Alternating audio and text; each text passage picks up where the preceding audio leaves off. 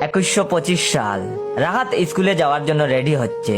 খুব চিন্তায় আছে সে, কারণ মায়ের কাছে শুনছে দুদিন পর তাকে মেয়ে পক্ষ দেখতে আসবে। লেখাপড়া আর নাও হতে পারে তার। আইপ্যাডটা হাতে নিয়ে স্কুলে যাওয়ার জন্য বাড়ি থেকে বের হলো সে। তখনই তার দাদুর কথা মনে পড়ে গেল। তার দাদু তাকে বলেছিল এক সময় এই আইপ্যাড নাকি অন্যরকম ছিল, সেটা নাকি ব্যাটারি ছাড়াও ব্যবহার করা যেত, সেটাকে সবাই আদর করে বই বলতো।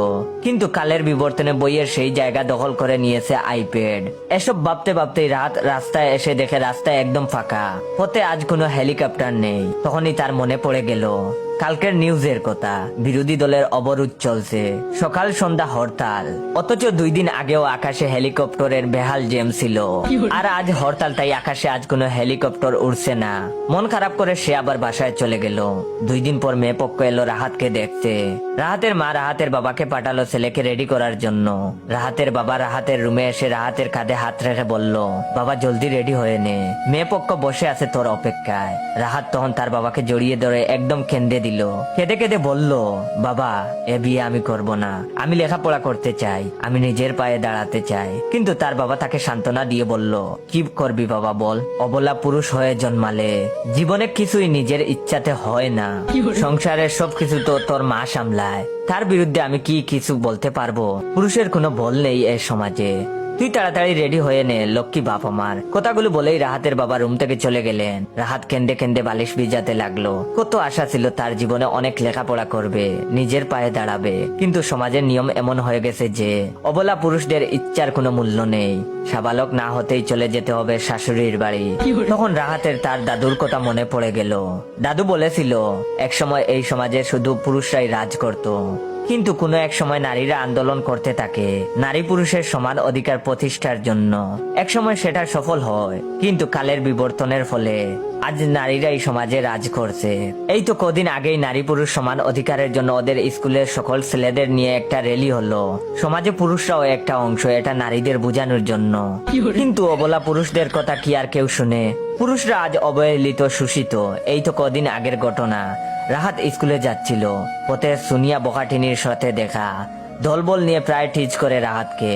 কেউ প্রতিবাদ করতে পারে না, কারণ ওর মা অত্র এলাকার চেয়ারম্যান। সুনিয়া তার দলবল নিয়ে অনেক ছেলেকেই গণধর্ষণ করেছে, কিন্তু আজ পর্যন্ত পুলিশ ওর কিছুই করতে পারে নাই। সুনিয়া তার দলবল নিয়ে রাহাতকে রাস্তায় আটকায় আর বলে, কিরে শুকরা কই যাস? তখন রাহাত বলে, স্কুলে যাই, দেখছো না আইপ্যাড হাতে। তখন সুনিয়া বলে, ওই শুকরা এত ডেমাক কে তোর? দিমুনের ডেমাক কমাইয়া, দিন দিন তো শুধু হ্যান্ডসাম হইয়া যাইতাছ। সুনিয়ার দলের অন্য মেয়েরা সবাই খিলখিল করে হেসে ওঠে। রাহাতের অস্বস্তি হচ্ছিল খুব। আমতা আমতা করে তখন বলে, আমাকে যেতে দিন, ক্লাসে দেরি হচ্ছে। সেদিনের মতো পার পায় সুনিয়ার হাত থেকে, কিন্তু বয়ে থাকতে হয় সব সময়। দেশের অবস্থা ভালো নয়। দরজায় রাহাতের বাবা দাঁড়াতেই রাহাতের ভাবনায় ছেদ পড়লো। তখন রাহাতের বাবা বলল, কিরে বাবা এখনো রেডি হসনি? মেয়ে পক্ষ কখন থেকে বসে আছে? তখন রাহাত বলল, এই তো বাবা আসছি। রাহাত তখন তড়িগড়ি করে রেডি হতে লাগলো। তারপর রাহাত বসে আছে মেহমানদের সামনে। মেহমান বলতে এসেছে মেয়ের মা, খালা আর মেয়ে। তারপর রাহাতের মা মেয়ের মাকে বলল, বিআইন আপনি বিআই সাহেবকে না এনে কিন্তু কাজটা ঠিক করেননি। তখন রাহাতের শাশুড়ি বললেন, আর বলবেন না, বাসায় যত কাজ, এত কাজ ছেড়ে কি আর সে আসতে পারে? মেয়ের খালা তখন রাহাতের উদ্দেশ্য করে বলল, বাবা একটু হেঁটে দেখাও তো। রাহাতের তখন মেজাজটা একটু খারাপ হয়ে গেল।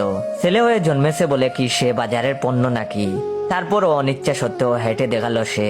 তখন মেয়ের মা জিজ্ঞেস করলো, বাবা রান্না বান্না কি কিছু জানো? তখন রাহাত মাথা নাড়লো। তখন মেয়ের মা বলল, মাশাআল্লাহ সোনার টুকরো ছেলে, আমার ঘরে জামাই হয়ে এলে নিজের ছেলের মতোই দেখবো, খুব পছন্দ হয়েছে। এদিকে রাহাতকে মেয়েটা দেখেই যাচ্ছে। রাহাত লজ্জা পেয়ে গেল, তবে মেয়েকেও তার পছন্দ হয়েছে। সেদিনের মতো তারা বিয়ের দিন তারিখ ঠিক করে চলে গেল। কিন্তু বিপত্তি ঘটলো আরেক জায়গায়। মেয়ে পক্ষ যৌতুক হিসেবে একটা ছোট হেলিকপ্টার চেয়েছে, কিন্তু রাহাতের অভাবী সংসারে সেটা অনেক কষ্টের। তবুও ভালো করে ছেলে বিয়ে হবে এই ভেবে হা করে দেয় রাহাতের মা। যৌতুক বাকি রেখেই বিয়ে দিয়ে দেয় ছেলের। রাহাত অনেক কষ্টে বিয়ের রাতে বাবা মার কাছে বিদায় নেয়। রাহাতের বাবা তখন কেঁদে দিয়ে বলে, কাঁদিস না বাবা, ছেলেদের নিজের ঘর নেই, জন্মের পর মায়ের ঘর, আর বিয়ের পর বউয়ের ঘরই তাদের ঠিকানা, তুই কাঁদিস না। রাহাতের মা তখন বলে, ছেলেও জন্মেছিস, বউয়ের ঘরে তো যেতেই হবে। তোকে এতদিন আগলে রেখেছি এই দিনের জন্যই, আজ আমার দায়িত্ব শেষ। ভালো থাকিস বউয়ের সাথে। এই বলে বউয়ের হাতে রাহাতের হাতটা তুলে দে। কিন্তু বিয়ের পরের দিন থেকেই যেন রাহাতের জীবনে নেমে আসে অন্যরকম এক দুর্যোগ। শাশুড়ির বাড়ির সবাই তার উপর অত্যাচার করতে থাকে। শালাশালীরা তাকে জ্বালিয়ে মারে, সব সময় সব কাজ করে নে। সকালে ঘুম থেকে উঠেই বাসন মাজা, রান্না করা থেকে শুরু করে সব কাজ করতে হয় তাকে। বাড়ির অন্য সব জামাই শুধু পড়ে পড়ে ঘুমায়, কারণ তারা বড়লোক ঘর থেকে এসেছে। আর রাহাত এসেছে মধ্যবিত্ত পরিবার থেকে। আর যৌতুকের হেলিকপ্টার এখনো দিতে পারেনি তার মা বাবা, তাই তো তার আজ এই অবস্থা। তারপর একদিন রাতে তার বউ তার কলার ধরে জাকি দেয় আর বলে, ওই হামির পো, তোর মায়ে হেলিকপ্টার দিব কবে? রাহাত তখন বয়ে বয়ে শুধু কাঁদে। এই সমাজে যৌতুকের জন্য আর কত পুরুষ নির্যাতন হবে সেটা ভাবতেই তাকে সে। শাশুড়ির বাড়ির সবাই তাকে গলা ধাক্কা দিয়ে বের করে দেয়। রাহাতের বউ বজ্রকণ্ঠে বলে, চলে যা তোর মায়ের বাড়ি, হেলিকপ্টার না নিয়ে ফিরবি না। অন্ধকার রাতে রাহাত কেঁদে কেঁদে মায়ের বাড়ির দিকে হাঁটতে থাকে। রাস্তাঘাটে তাকিয়ে খুঁজতে থাকে হেলিকপ্টার।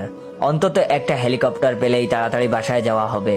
পথে যে বকাটিনিরা মাতাল হয়ে ঘুরছে, তার মতো হ্যান্ডসাম ছেলে দেখলেই তো ছিঁড়ে খুঁড়ে খাবে। তাই প্রচন্ড বয়ে বয়ে এগুতে থাকে সে।